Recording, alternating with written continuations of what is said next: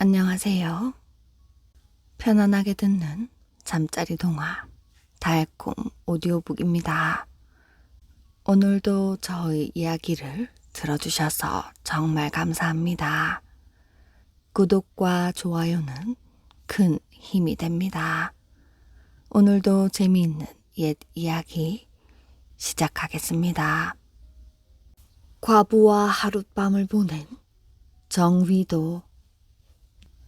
강원도 어느 고을의 양반집에서 태어난 정위도는 사춘기가 되자 마을 여성들에게 관심을 갖게 되었습니다. 혈기왕성하고 꽃다운 청춘의 남자가 여자에게 관심을 갖는 것은 어쩌면 당연한 일이지요. 정위도는 이웃마을에 사는 고모댁에 갔다가 그곳에서 절세미인의 처녀인 옥서미를 만나게 되었습니다. 그 처녀는 고모댁의 하인이었지요. 신부는 하인이었지만 그 미모가 워낙 뛰어나서 누구든 그녀의 얼굴을 보면 감탄사를 터뜨리기 마련이었지요. 한참 이성의 눈을 뜨기 시작한 그 역시 예외일 수는 없었습니다. 처녀를 보기 위해 허구한 날 고모댁을 찾아갔고 그럴 때마다 처녀와 정을 맺으려고 온갖 노력을 다 기울였지만 처녀는 쉽게 그의 의도대로 따르지 않았지요. 시간이 흐를수록 정의도의 처녀에 대한 간절한 짝사랑은 깊어만 갔고 급기야는 무력을 써서라도 처녀를 갖겠다는 마음을 먹었습니다. 사람들이 외부에 나가고 하인들만 있던 어느 날 정의도는 처녀에게 물을 떠오라고 시킨 후 그녀가 방으로 들어오자 손목을 움켜잡고 놓아주질 않았습니다. 자신도 양반의 도리에 어긋나는 채통 없는 행위인 줄은 알면서도 처녀의 아리따운 외모에 그만 이성을 잃고만 것이지요. 하지만 처녀는 손을 뿌리치려고 애를 쓰지 않았지요. 오히려 정중하게 말을 했습니다. 어르신, 이러시면 아니 되옵니다. 어르신이 저를 예뻐해 주시는 것은 저로서도 더할 나위 없이 특별하고 좋은 일이오나 남들이 이 사실을 알면 얼마나 흉을 보겠습니까?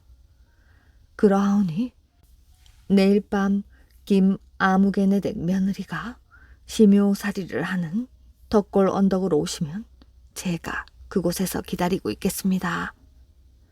아니, 과부가 심요살이를 하는 움막으로 오라니 그게 무슨 말이더냐? 도련님, 사실은 사람들이 잘못 알고 있는 것입니다. 김씨네 며느리는 심요살이를 하다가 요즘은 하지 않는다고 들었습니다. 듣고 보니 그럴듯한 재치 있는 생각이었지요. 이에 정위도는 처녀의 말을 따르기로 하고 그날은 집으로 돌아왔습니다. 다음 날 약속했던 대로 김씨네 며느리가 심요살이를 위해 만들어 놓은 곳으로 갔습니다. 역시 기대했던 대로 그곳에는 한 여인이 누워 있었지요. 처녀임에 틀림없다는 생각에 정위도는 여인의 옆에 나란히 누웠습니다. 그리고는 여인을 끌어안고 한참을 잤지요. 그런데 이게 어찌된 일이었을까요? 여인이 깜짝 놀라면서 호통을 치는 게 아니겠어요? 대체 뉘신데 심요살이하는 여인을 탐하시는지요? 정신이 번쩍 든 그는 여인이 고모댁의 하인 처녀가 아닌 것을 알고 내가 그만 사람을 잘못 보았소. 미안하오. 라고 정중히 사과한 뒤 그곳을 떠나려 하는데 그 여인이 오히려 그의 바짓가랑이를 붙잡고 놓아주질 않는 것이었습니다.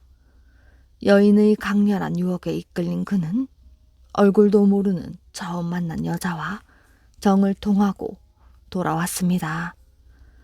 참으로 이상한 일이라는 생각도 들었지만 그보다도 자신을 골탕 먹인 처녀를 용서할 수 없었지요. 때문에 그는 다음 날 다시 고모댁을 찾아가 처녀를 불러놓고 호통을 쳤습니다. 감히 아랫것이 나를 속이려 들다니 내 너를 용서하지 못하겠다. 오늘은 너를 이대로 두고 가지 않으리라. 정의도는 옥섬이의 손을 움켜잡고 당장 무슨 일이라도 저지를 사람처럼 완강했지요. 그러자 처녀 옥섬이는 진지하게 잘못을 뉘우치는 듯 여린 목소리로 말했습니다. 죄송합니다. 죽을 죄를 지었습니다. 그때는 제가 할 일이 많아 그만 약속한 것을 깜빡 잊어버렸습니다. 하지만 어르신이 하라는 대로 할 터이니 이틀만 시간을 주십시오. 실은 내일 제가 시집을 가는 날입니다. 비록 남의 집 종일지라도 전날 밤만큼은 깨끗한 몸으로 지아비를 만나는 것이 도리이오니 전날 밤만 지나면 어르신의 뜻대로 하겠습니다.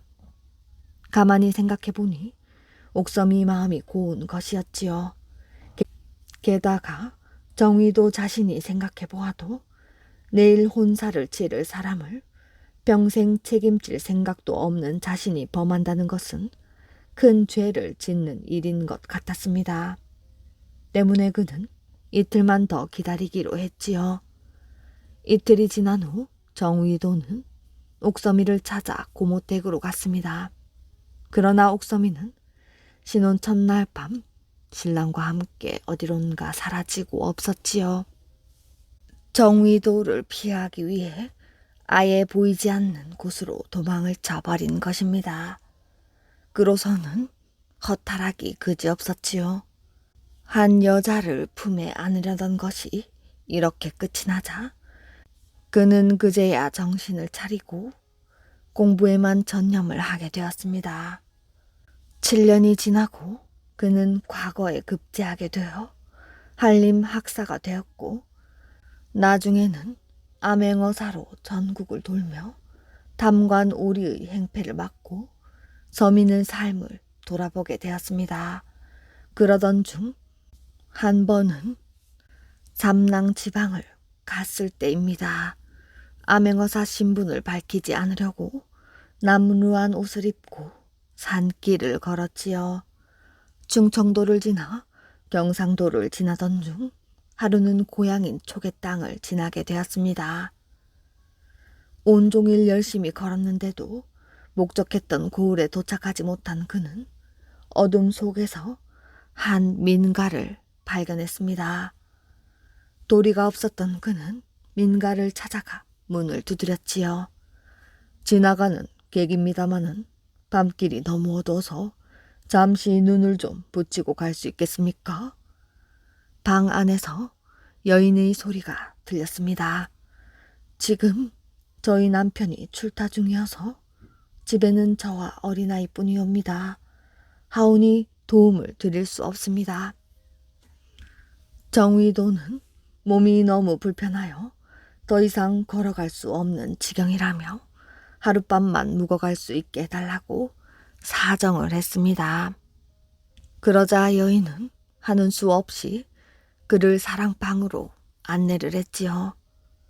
여인이 방에 들어가 등잔에 불을 켜고 나오려 하는데 두 사람은 서로를 보고 깜짝 놀랐습니다. 아니, 서방님 아니세요? 자네 옥섬이가 아닌가? 오랜만일세.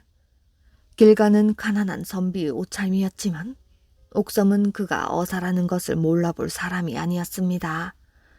더욱이 한참을 세월이 흐른 후 이렇게 아는 사람을 만났지만 과거 두 사람 사이에 불편한 일이 있었으니 한편으로는 반갑지 않은 만남일 수도 있었지요. 게다가 옥섬이는 아이를 안은 채 말없이 눈물을 흘리는 게 아니겠어요? 정의도는 옥섬이에게 왜 우는지 물었습니다. 그러자 옥섬이가 말을 했지요. 죄송합니다. 실은 신혼 첫날 밤 저희는 이곳으로 도망을 왔습니다. 서방님 마음은 이해할 수 있었지만 이미 식을 올린 여자가 어찌 다른 남자의 가슴에 안길 수 있겠습니까? 하오니 용서해 주십시오. 이 사람아, 그 일이야 이미 오래전 일이다. 서방님, 저희는 이곳에 와서 열심히 일하며 먹고 살았습니다. 이렇게 아이도 태어났고요. 허나 몇 달 전 아랫동네에 큰 도둑이 들어 여러 집을 털어갔다고 합니다. 그런데 저희가 이렇게 외딴 곳에 떨어져 산다는 이유로 저희 남편을 도둑으로 여겨 지금 남편은 관가에 붙잡혀 갔습니다. 이쯤 되자 정의도는 보란듯이 목청을 높였습니다. 걱정하지 말거라. 내가 과거에 급제하여 지금은 어사가 되어 이렇게 이곳저곳을 돌아보고 있는 중이니 날이 밝으면 얼마든지 남편을 구해줄 수 있을 것이다. 옥섬이는 이 말을 듣고 안심을 하였습니다. 그리고 잠자리에 들려고 하는데 갑자기 정의도가 그를 불렀지요.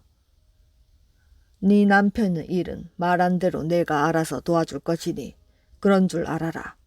하지만 오늘은 꼭 내 수청을 들어주길 바란다. 2번이나 나를 속이지 않았더냐? 그러니 오늘은 나를 속이지 말고 서로에게 도움이 되도록 하자. 사실 정의도는 옥섬이를 건드릴 생각은 없었지요. 다만 장난기가 발동하여 옥섬의 마음을 떠보기 위한 것이었습니다. 그러나 옥섬은 정의도의 말을 진실로 알아들은 눈치였지요. 서방님, 자식까지 난 제가 그렇게 원하던 서방님 소원을 못 들어주겠습니까? 더욱이 남편의 목숨을 구해주신다는데 그보다 더한 일도 할 수 있습니다. 아직 어린아이가 잠을 자지 않고 있으니 아이를 재울 때까지 잠시 기다려 주십시오. 그런데 어찌 된 일인지 아이를 재우러 간 옥섬은 한참을 지나도 돌아오지 않았습니다. 무슨 일이라도 있는가 싶어 조심스레 안방을 살펴보았지요. 정위도는 너무도 놀랐습니다. 옥섬이 아이의 머리를 비켜주면서 하는 말이 충격이었지요. 이 어비가 너의 머리를 비켜주는 것도 이번이 마지막이다. 엄마가 없더라도 억울한 누명을 쓰고 관가에 끌려가 고생을 하는 아버지를 생각해야 한다. 그리고 네가 할 수 있는 일이 있다면 이 못난 어미를 대신 해주길 바란다. 어미는 오늘 밤이 마지막이 될 것 같구나. 부디 건강하게 잘 커야 한다. 아이에게 이렇게 유언을 남기고 있으니 참으로 충격적인 일이 아닐 수 없었지요. 그는 급히 옥섬을 불러냈습니다. 지금 자네 무슨 짓을 하려고 하는가? 마지막이라니 그럼 목숨을 끊겠다는 것인가? 서방님께서 저희 남편을 살려주신다니 제 한 몸 서방님께 바치기는 하겠습니다. 하오나 사람들이 보지는 못해도 세상은 다 볼 것입니다. 멀쩡하게 살아있는 남편이 있는 안악이 외간 남자와 잠을 잔다면 이 어찌 용서받을 일이겠습니까? 여자의 목숨은 곧 정도를 지키는 일이거든. 몸을 빼앗긴 여자가 살아서 무엇하겠습니까? 어사는 더 이상 할 말이 없었습니다. 본래 옥섬을 범할 생각은 없었고 단지 옛 생각이 나서 옥섬의 태도를 시험해 보려고 한 것뿐인데 죽음까지 생각하다니 바로 상을 내려야 할 연료는 바로 옥섬이라는 생각을 갖게 되었지요. 내 사실 오늘은 자네를 범하려 한 것이 아니고 그냥 시험을 해보기 위한 말이었네. 이렇듯 자네의 절개가 고주니 칭찬을 해주어도 부족할 일이네. 남편은 내가 구해줄 것이니 이만 편히 아유와 잠들게나. 다음날 어사는 관가에 가서 죄 없는 옥섬의 남편을 풀어주고 그 길로 곧장 서울로 올라가 조정 대신들에게 말하였습니다. 전민의 아내지만 옥섬이란 아낙네는 정조를 목숨처럼 소중히 여긴다 하니 이 여인에게 상을 내려야 합니다. 비록 젊은 시절 생각이 깊지 못해 여인을 범하려 했던 그였지만 훗날 그 여인이 정조를 높이 사게 되었으니 어사는 어사였던 것이지요. 아우라지 처녀의 사랑. 강원도 정선의 여량이란 마을에 아우라지라는 곳이 있었습니다. 아우라지는 원래 두 갈래의 물이 한데 모여 어우러진다는 뜻이지요. 송천과 골지천이 아우라지라는 곳에 만나야 비로소 커다란 강을 이루는 것이지요. 오래전 아우라지 나루에 한 처녀가 나와 배를 기다리고 있었습니다. 마침 구절리 넘어 유천리에서 사람을 싣고 배가 들어왔지요. 어디 가시오? 읍내에 장보러 갑니다. 배에서 내리는 사람들마다 처녀를 보고 인사를 했습니다. 처녀는 한쪽으로 다소 곳이 비켜서서 사람들이 다 내리기를 기다렸습니다. 배에서 내리려던 한 총각이 그만 처녀를 보고 한눈에 반해버렸지요. 총각, 안 내리고 뭐해? 뱃사공이 미적대는 총각을 보고 소리를 쳤습니다. 총각은 처녀를 쳐다보느라 넋이 나간 듯 했지요. 뱃사공이 고함을 쳐도 아예 대꾸도 하지 않았습니다. 할 수 없이 처녀를 태운 뱃사공은 배를 다시 젓기 시작했습니다. 어디를 가시는 겁니까? 총각은 용기를 내어 처녀에게 말을 건넸습니다. 가까이서 보니 처녀는 어찌나 예쁘던지 총각의 눈이 부실 지경이었습니다. 처녀는 부끄러운 듯 옷고름으로 얼굴을 가리며 읍내에 갑니다. 라고 했습니다. 하지만 처녀도 총각이 싫지 않았던 모양입니다. 총각이 이것저것 물으면 작은 목소리지만 대답도 하고 웃기도 했지요. 강을 다 건너기도 전에 둘은 서로 마음이 통하고 있는 것을 알아차렸지요. 매일같이 처녀는 쌀잇골로 향했습니다. 총각이랑 만나기로 한 곳이었지요. 그날도 어머니 몰래 쌀잇문을 나서려다 그만 어머니에게 들키고 말았습니다. 매일같이 어딜 다니는 거니? 집에서 일 좀 하지 않고? 동백꽃 따고 와서 할게요.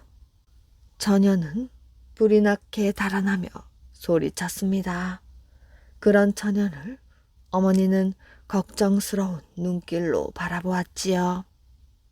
그것도 모른 채 처녀는 총각을 만날 생각에만 빠져 정신없이 아우라지 나루로 갔습니다. 배에서 내리자 흐드러지게 핀 동백꽃 사이로 총각이 나왔습니다. 처녀는 반가워하며 총각에게 덥석 안겼지요. 그렇게 둘은 꿀맛 같은 시간을 함께 보냈습니다. 어느새 해가 지고 헤어질 시간이 되었습니다. 내일 모레면 한양으로 가야 한다오. 한양이요? 너무도 갑작스러운 말에 처녀는 깜짝 놀랐습니다. 이제 살림미천을 장만해야 하지 않겠소? 그래서 장사를 해서 돈을 좀 두둑하게 만들어야지 당신에게 장가도 갈 수 있지요. 장가요? 꼭 기다리고 있어요. 내 돈 많이 벌어서 오리다.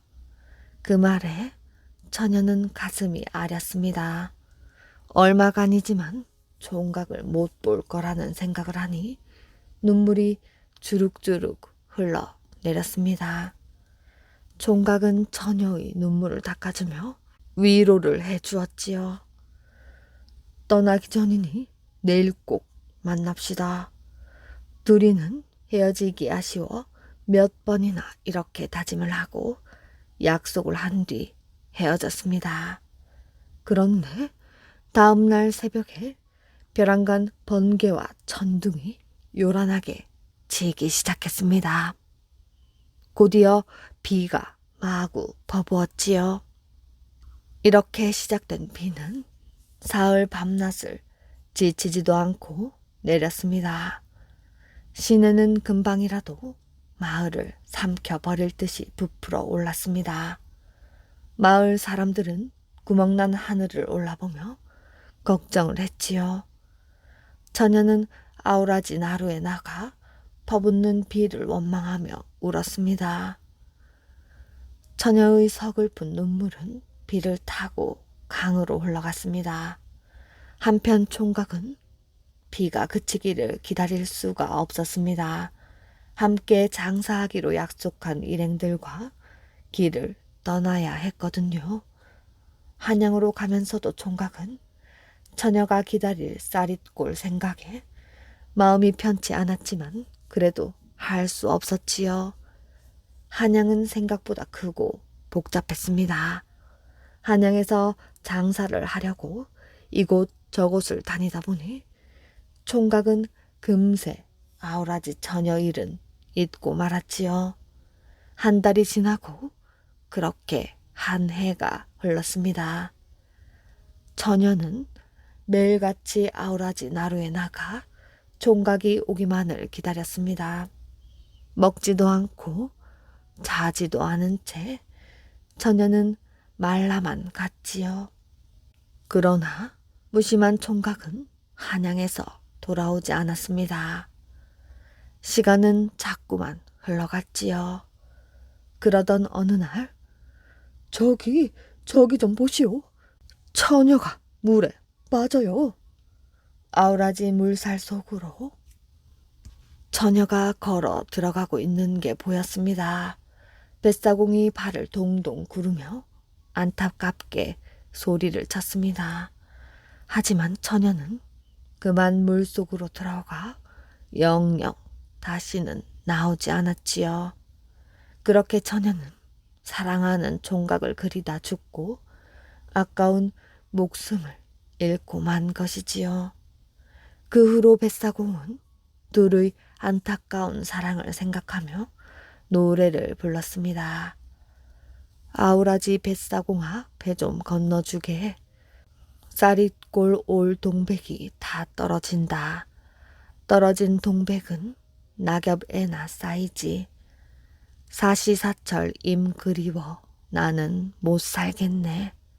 이 노래가 바로 지금의 정선 아리랑의 한 구절이 된 것이라고 합니다. 황후가 된 딸. 절간이 낡아서 석가래가 내려앉고 기왓장이 허물어지고 있습니다. 비가 오면 법당이 새고 폭풍우라도 몰려오면 허물어질 것 같은 절입니다. 부처님 도와주십시오. 오래전부터 주지 스님은 낡은 절을 새로 고쳐야겠다고 생각했습니다. 깊숙한 산 속에 자리 잡은 절인데다 찾아오는 사람이 적어서 건물을 세우는 일은 고사하고 끼니조차 제대로 잊지 못하고 있었지요. 그러던 어느 날 연불을 외고 있는데 바람이 한 줄기 휙 불었습니다. 부처님 앞에 켜놓은 두 개의 촛불이 꺼지지 않으려고 안간 힘을 쓰는 듯 펄럭이다가 꺼졌습니다. 법당 안은 갑자기 깜깜해지고 하얀 연기가 한 줄기 솟아오르더니 금방 어둠 속으로 빨려 들어갔지요. 스님은 촛불을 켜고 다시 연불을 계속하였습니다. 꽤 많은 시간이 지났습니다. 스님의 연불 소리가 점점 작아지더니 손에 들려있던 목탁이 마룻 바닥에 툭 떨어져서 대굴대굴 굴렀습니다. 스님은 마룻 바닥에 불썩 쓰러져 그대로 잠이 들었지요. 한참이 지났을까요? 갑자기 눈앞이 환하게 밝아지는 바람에 스님은 눈을 번쩍 떴습니다. 멀리 하늘에서 별들이 끄는 수레가 스님이 있는 법당을 향해 내려오고 있었습니다. 스님은 눈을 휘둥그레 뜨고 천천히 내려오고 있는 수레를 쳐다보았습니다. 수레 속에는 연분홍 연꽃이 있고 연꽃 속에서는 부처님이 앉아서 웃고 있었습니다. 내일 아침 마을로 내려가거라. 처음으로 만나는 그분이 법당을 짓는 데 도움을 줄 터이니 그분에게 부탁을 하라. 이 한마디를 남기고 부처님을 태운 수레는 다시 별들이 깜빡거리는 하늘로 사라졌습니다. 스님은 하늘로 사라지는 부처님을 향해 소리를 지르면서 벌떡 일어났습니다. 꿈이었지요. 아침이 되고 스님은 산자락을 자욱하게 감돌고 있는 안개를 헤치면서 절문을 나갔습니다. 처음 만나는 분에게 부탁하라. 처음 만나는 분이 우리 절을 일으켜 세울 분이다. 스님은 이렇게 중얼거리면서 산 아래로 내려갔습니다. 산을 벗어나면 바로 바다였지요. 파도가 출렁이는 모습이 보였습니다. 부지런한 고기잡이 배들이 파도를 가르며 바다 한가운데로 나가고 있었습니다. 산 아래로 내려간 스님은 해변을 따라 늘어선 마을 쪽으로 발길을 옮겼습니다. 그때였지요. 어이쿠! 어디선가 비명 소리가 들렸습니다. 스님은 재빨리 비명 소리가 들리는 곳을 향해 뛰어갔습니다. 가까운 곳에 골짜기가 하나 있었고 제법 많은 물이 흐르고 있었지요. 살려줘! 비명은 골짜기 쪽에서 나고 있었습니다. 어떤 사나이가 다리를 건너다가 절벽 아래 있는 웅덩이에 빠져서 허우적거리고 있었지요. 스님은 얼른 달려가서 사나이를 끌어올렸습니다. 어쩌다가 이런 일을 당했소? 스님은 사나이의 얼굴을 보고 깜짝 놀랐습니다. 앞을 못 보는 장님이었지요. 세상에 이럴 수가. 오늘 처음 만난 분이 우리 절을 일으켜 주실 분이라고 했는데 앞을 못 보던 분이 어떻게. 스님은 혼잣말처럼 중얼거렸습니다. 고맙소. 누이신지요? 나는 홍법사 성공 스님이라 하오. 법당이 너무 낡아서 새로 지으려고 기도를 하던 중 어젯밤 꿈에 부처님께서 오셔서 말씀을 하시더이다. 아침에 처음 만나는 사람이 이 절을 지을 시주를 해 주실 분이라고. 그런데 바로 댁이 처음 만난 분이라오. 세상에, 보시다시피 저는 땅 한 뼘 없는 가난한 봉사라오. 그런 제가 무슨 수로 시주를 하겠습니까? 무슨 수가 생기겠지요. 모를 일입니다. 부처님께서 저 같은 사람의 뭐를 보고 만나라고 하셨을까요? 제가 가진 것이라고는 딸 자식 하나밖에 없소이다. 그 애라도 저를 짓는 데 도움이 된다면. 장님은 마을 한쪽에 있는 자기 집으로 스님을 안내했습니다. 한눈에 보아도 가난하기 짝이 없는 오두막 집이었지요. 예, 홍장아. 장님이 부엌을 향해 부르자 아침밥을 짓던 딸 홍장이 앞치마에 손을 닦으면서 부엌 문을 밀고 나왔습니다. 스님을 본 홍장은 두 손을 모아 합장을 하고 허리를 살짝 굽혔습니다. 홍장아, 우리가 홍법사 법당을 짓는데 큰 힘이 될 사람이란다. 그러니 이 스님을 따라가서 도와드려라. 아버지, 갑자기 그게 무슨 말씀이세요? 가난하기 짝이 없는 앞 못 보는 아버지를 홀로 두고 제가 어떻게 스님을 따라갑니까? 나는 괜찮다. 우리가 절 법당을 짓는 데 도움이 될 수 있다면 얼마나 좋은 일이겠느냐. 내 걱정은 말고 스님을 따라가서 도와드리고 오너라. 홍장의 눈에서 눈물이 주르륵 흘렸습니다. 도와드리고 금방 오겠습니다. 그때까지 몸 조심하세요. 홍장은 스님을 따라 집을 나섰습니다. 스님과 홍장은 배들이 드나드는 포구를 지나 절 쪽으로 방향을 돌렸습니다. 그때였지요. 파도를 헤치면서 두 대의 배가 거의 동시에 부두에 닿았습니다. 배에서는 화려한 비단 옷을 입은 사람들이 우르르 내렸지요. 그들은 스님을 따라가던 홍장에게 다가가더니 공손히 무릎을 꿇고 앉았습니다. 저희는 진나라에서 왔고 낭자께서는 우리 진나라 황후 마마이십니다. 예? 뭐라고요? 저희들은 진나라에서 왔습니다. 얼마 전에 황후 마마께서 세상을 뜨셨는데 어느 날 황제의 꿈에 신선이 나타나서 새 황후는 백제에 있다. 전 황후보다 더 마음씨가 곱고 단정하니 그를 데리고 와서 황후로 삼으라. 배를 타고 가서 처음 만나는 아가씨가 바로 황후이니라 라고 하셨습니다. 날이 밝자 황제께서 많은 보물을 내리시고 저희들을 이렇게 보냈습니다. 저희와 함께 가시지요. 말을 들은 스님과 홍장은 서로 얼굴을 마주 보았습니다. 모든 것이 부처님의 뜻인가 봅니다. 소승이 아버님을 잘 보살펴 드릴 것이니 가도록 하시오. 배에 싣고 온 물건들이 보물이라고 했습니까? 그것을 내려서 스님께 드리세요. 어차피 이 보물들은 황후마마 것이오니 분부대로 하지요. 그들은 배에 싣고 온 금은 보화들을 스님에게 내려드리고 홍장을 데리고 돌아갔습니다. 스님과 헤어져 바다 건너 진나라로 간 홍장은 황후가 되었지요. 홍장은 덕으로 사람들을 대했고 그래서 많은 사람들이 우러러 보게 되었습니다. 어느 날 황후는 황제에게 이런 부탁을 하였지요. 저는 스님을 따라 나섰다가 이런 영광을 누리는 몸이 되었으니 더 이상 무엇을 바라겠습니까? 모든 것이 부처님의 은덕입니다. 관세음보살 상을 다듬어 주시면 황제마마와 앞을 못 보는 아버님과 고국을 위해서 빌겠습니다. 그야 어렵지 않소.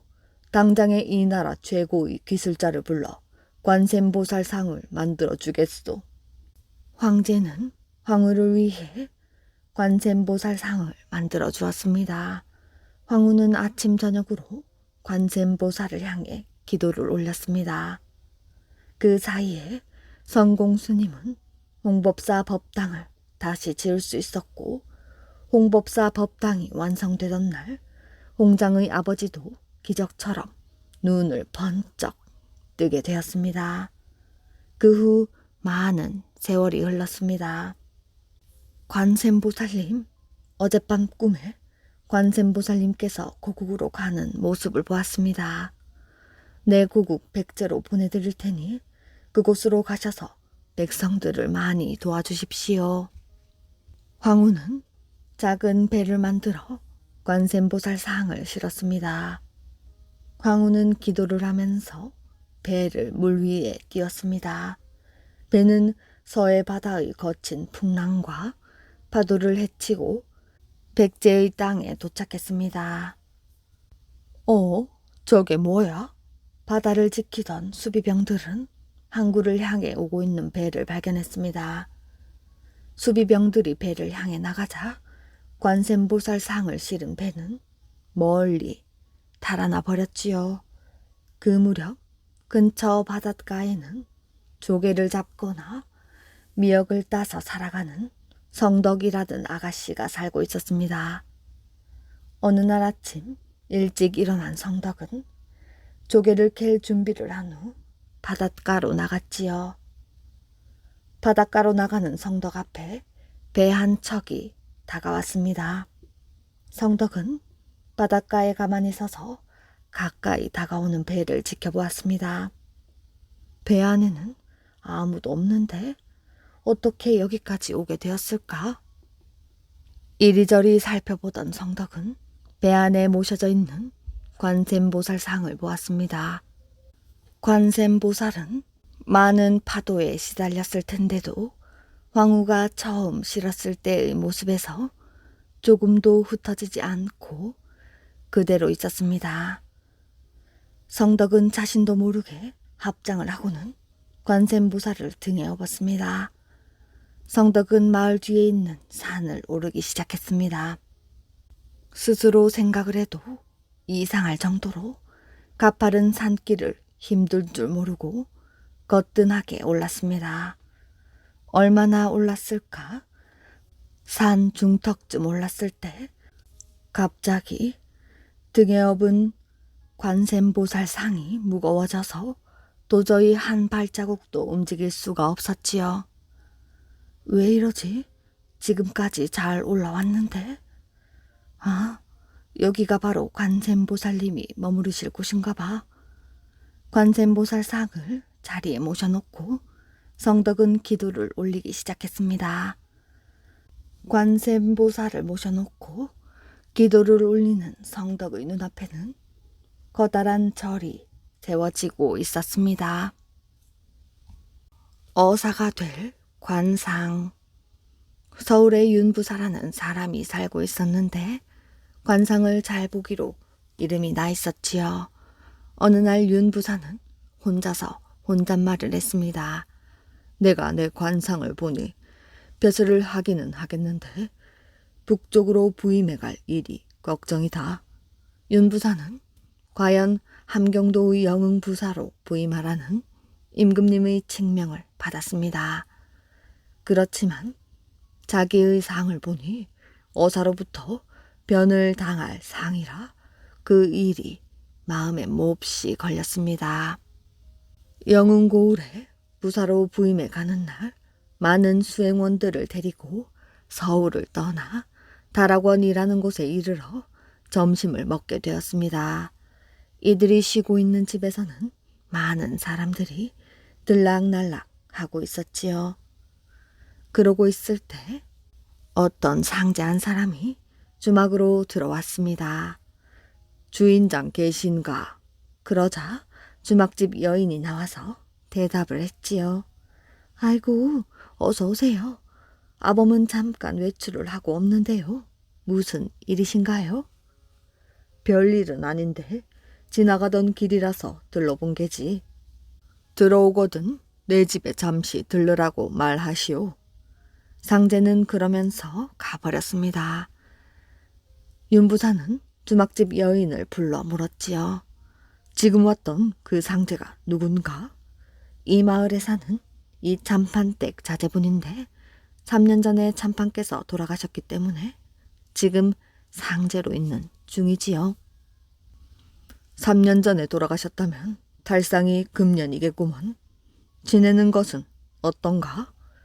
워낙 참판께서 청렴하셨기 때문에 지금 지내는 것이 몹시 궁색합니다. 현재는 초상 때 진 빚까지 갚지 못해서 매우 곤란한 형편에 있는 걸로 아옵니다. 그 길로 윤부사는 이 참판댁 집을 찾아가서 빈소에 절을 한 뒤 고구를 하였습니다. 너무도 그 울음소리가 비통했기 때문에 상제 이하 집안 사람들은 모두 눈을 휘둥그레 뜨면서 서로를 바라보았지요. 돌아가신 아버님과는 어떤 사이시기에 저토록 자별하게 곡을 하시는 걸까?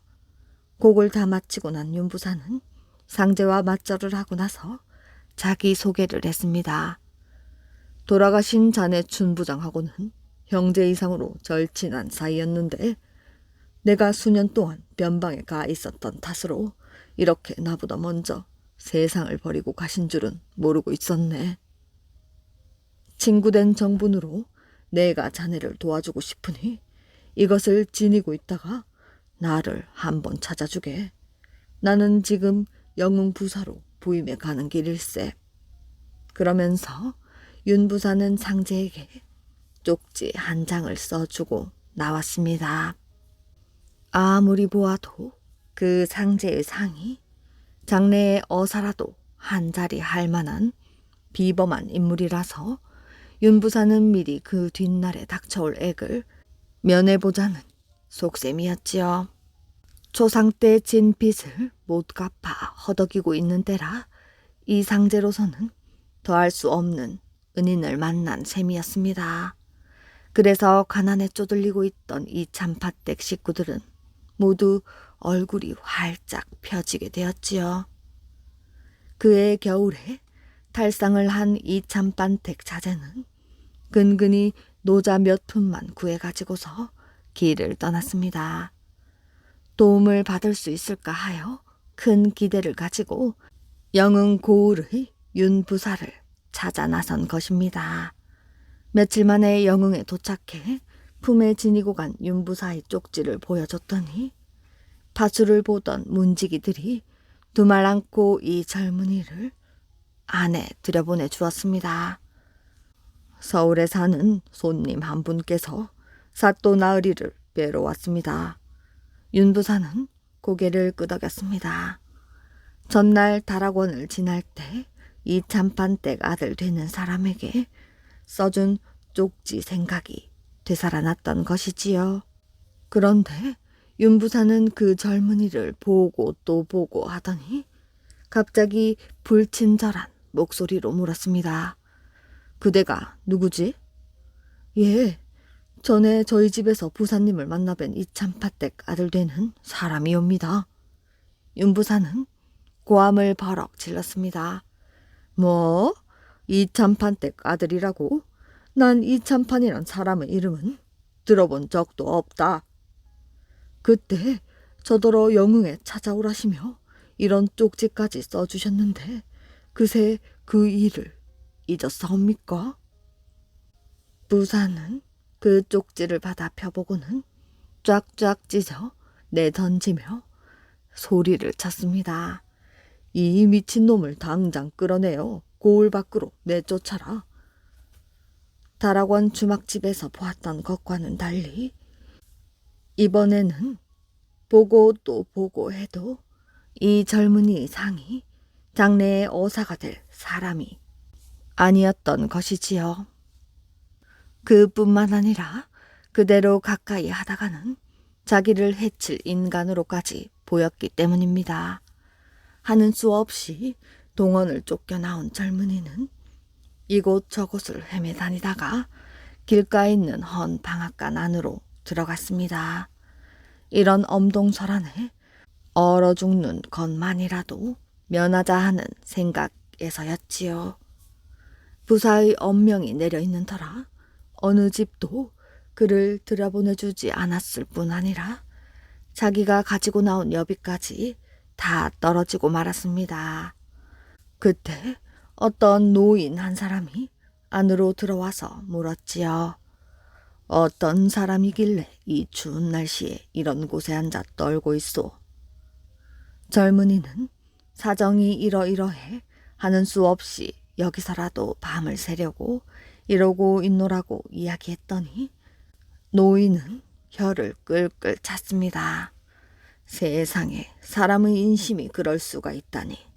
지나는 걸음에 어떤 젊은이 하나가 방앗간 안으로 들어가는 것이 보이길래 이렇게 들어와 본 건데 이러다가는 오늘 밤 안에 얼어 죽고 말 테니 우리 집으로 갑시다. 그 노인을 따라 젊은이가 간 조그마한 집에는 이 늙은이 외에 또 한 사람의 젊은 여인이 있었습니다. 저의 내 딸이요. 시집을 가서 3년도 채 못 되어 남편을 여의고 이렇게 여기 와 있소. 아버지까지 없으니 나하고 두 과부가 한 집에서 살고 있지요. 젊은이는 한겨울을 그 집에서 보내고 그 노인의 딸과 인연까지 맺었습니다. 다음에 봄에는 장모가 주는 많은 돈을 얻어 서울로 돌아왔지요.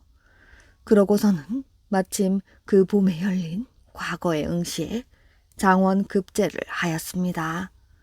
임금님을 뵐 수 있는 기회를 얻게 된 것이지요. 지금까지 겪은 일 중에서 이야깃거리가 될 만한 경험담이 있거든. 한번 말해보아라. 임금님이 묻자 영흥에서 지냈던 이야기를 했더니 임금님은 조용한 곳으로 이한림을 불러서 봉서 석 장을 내어 주셨습니다.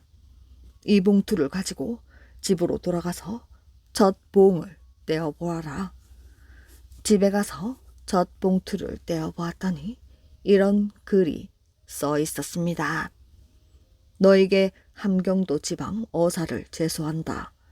지금 곧 내려가서 재물을 모으기 위해 인심을 잃고 있는 영흥 부사를 파직시킨 뒤 두 번째 봉서를 떼어 보아라.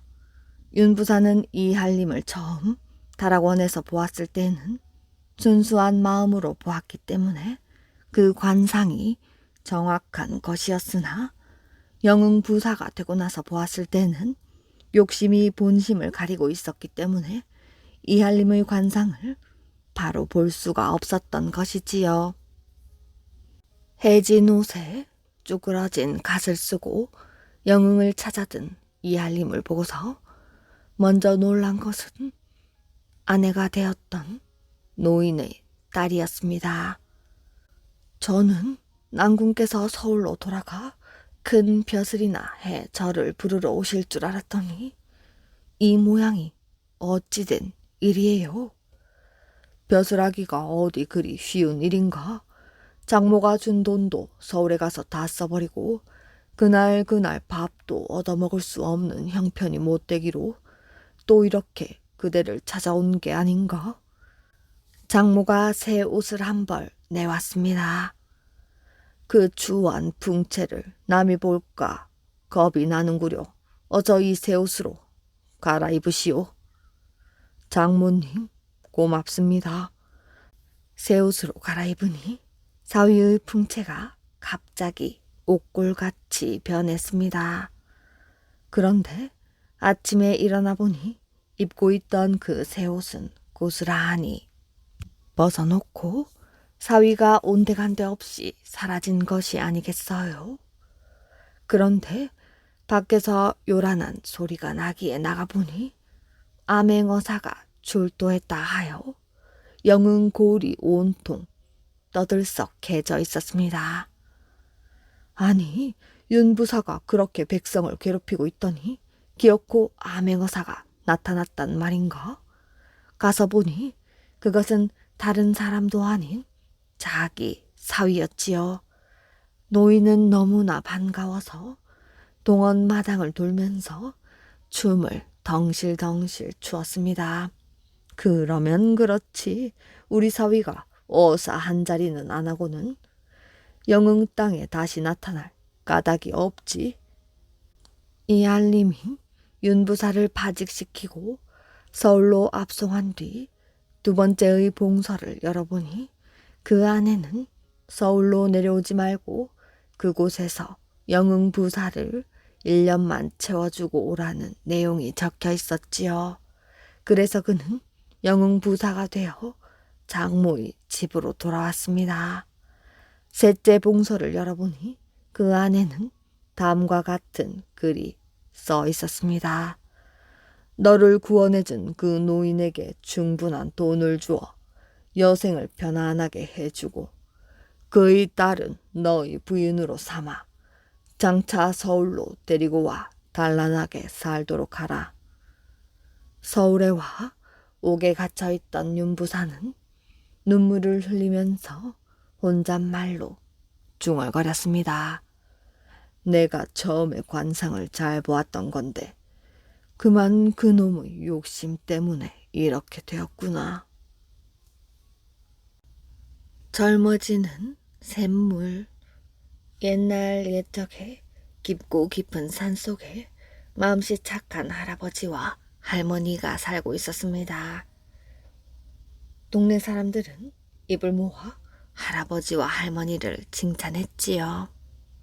그런데 이웃에 마음씨 고약한 할아버지가 살고 있었습니다.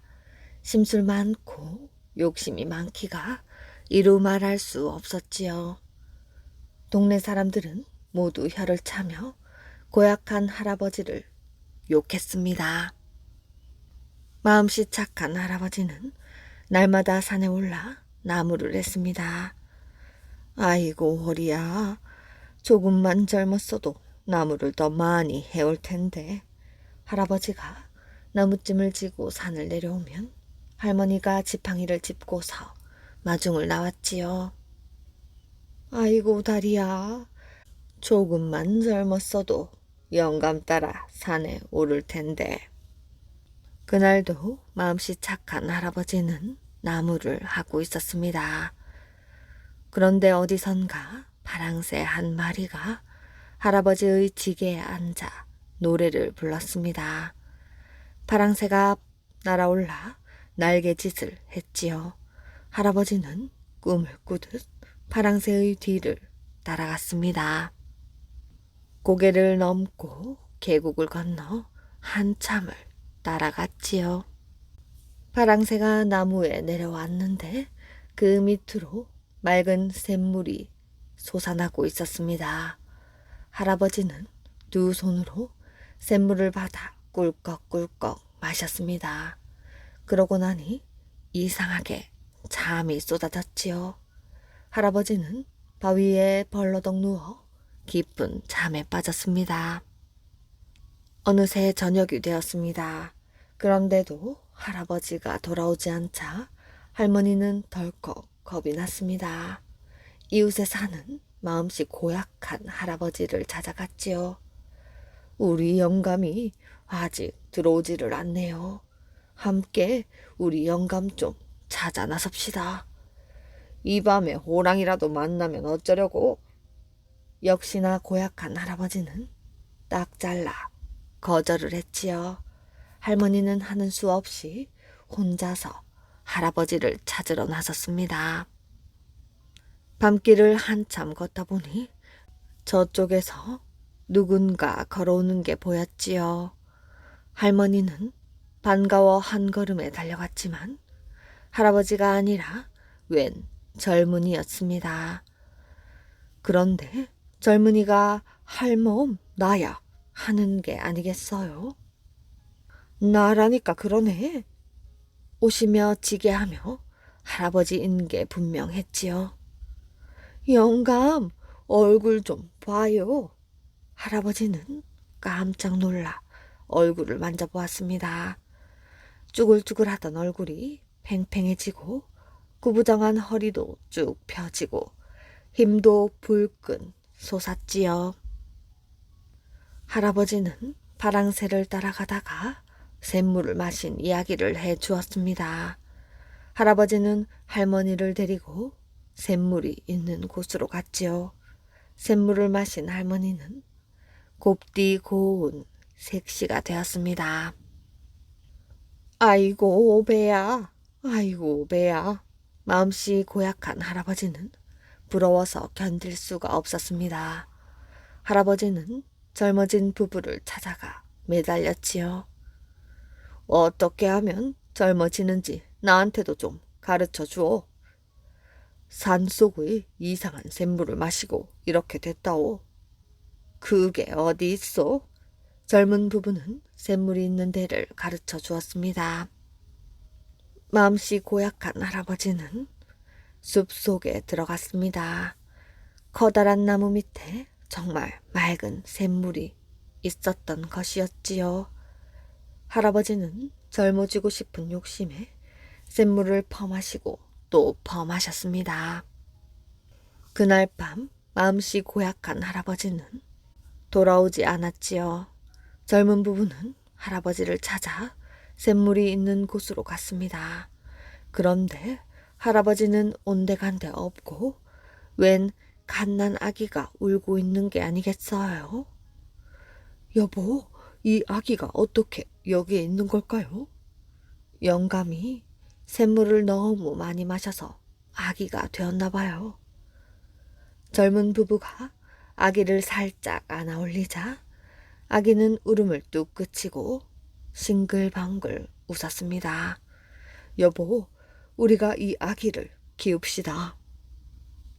이렇게 해서 마음씨 착한 부부는 귀여운 아기를 얻게 되었고, 마음씨 고약한 할아버지는 좋은 부모를 만나 잘 자라게 되었다고 합니다. 맹모 삼천. 유교의 대학자인 맹자는 어렸을 때 아버지가 돌아가셔서 홀 어머니 밑에서 자랐습니다. 이들 모자는 처음에 공동묘지 옆의 동네에서 살았지요. 어린 맹자는 밖에 나가기만 하면 동네 아이들과 무덤 파는 흉내를 내거나 상여 소리를 하며 노는 것이었습니다. 이런 모습을 본 맹자의 어머니는 이곳은 자식을 기를 때가 못 된다고 생각했지요. 그런데 이사를 간다는 것이 이번에는 시장 근처로 갔습니다. 맹자는 이웃 아이들과 물건을 흥정하며 장사하는 흉내를 내는 것입니다. 맹자의 어머니는 이것도 역시 자식을 기를 만한 곳이 아니라며 또 이사를 하였지요. 이번에는 서당이 있는 동네로 이사를 왔습니다. 그러자 이번에는 맹자가 서당에서 공부하는 것을 흉내를 내며 노는 것이 아니겠어요? 맹자는 어른들을 보면 깍듯이 고개를 숙여 인사를 했습니다. 그리고 서당에서 매일 가르치는 것들을 흉내내기를 좋아했지요. 맹자의 어머니는 기뻤습니다. 그래서 이곳에서 오래 살기로 했지요. 또한 맹자에게는 이런 이야기도 전해옵니다. 맹자가 청년이 되자 그의 어머니는 맹자를 공부시키기 위하여 다른 고장으로 보냈습니다. 맹자는 공부를 끝내기도 전에 집으로 돌아왔지요. 때마침 배를 짜고 있던 맹자의 어머니는 배틀에 앉은 채 맹자에게 물었습니다. 어째서 벌써 왔느냐? 그동안 공부는 얼마나 했느냐? 별로 하지 못했습니다. 맹자가 이렇게 대답하자 어머니는 짜고 있던 배틀에서 배를 칼로 싹둑 잘랐습니다. 그리고 맹자를 꾸짖었지요. 너는 지금 한창 공부를 해야 할 때야. 그런데 도중에 중단하고 돌아온 것은 내가 이 배를 짜다 말고 칼로 잘라버린 것과 마찬가지다. 맹자는 그 자리에 엎드려서 어머니에게 용서를 빌고 다시 집을 떠나 공부하러 갔습니다.